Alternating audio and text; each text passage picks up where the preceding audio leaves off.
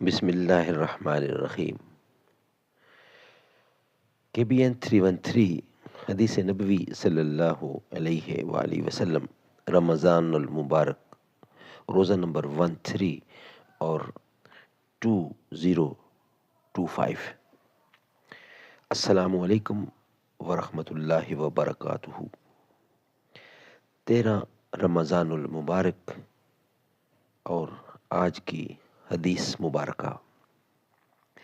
قال النبی صلی اللہ علیہ وسلم، حضرت معاذ بن جبل رضی اللہ عنہ بیان کرتے ہیں، رسول اللہ صلی اللہ علیہ وسلم نے فرمایا، جو مسلمان اللہ کا ذکر کرتے ہوئے یا وضو سو جائے اور پھر وہ رات کے کسی وقت بیدار ہو کر اللہ سے کسی خیر و بھلائی کا سوال کرے تو اللہ وہی خیر اسے عطا فرما دیتا ہے۔ روایت احمد و ابو داؤد۔ حضور اکرم صلی اللہ علیہ وسلم فرماتے ہیں، انا خاتم النبیین لا نبی بعدی، میں آخری نبی ہوں، میرے بعد کوئی نبی نہیں آئے گا۔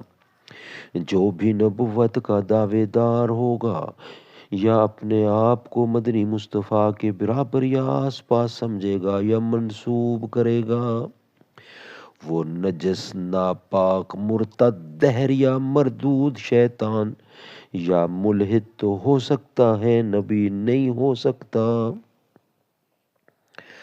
زباں پر مومنوں کے جب بھی ذکر تاجدار آئے تو اس کے بعد لازم ہے کہ ذکر چار یار آئے۔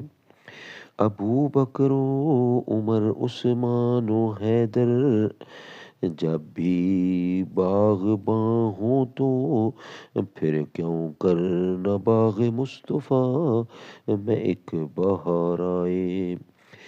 رب صلی وسلم دائما ابدا علی حبیبک خیر خلق کل یمین۔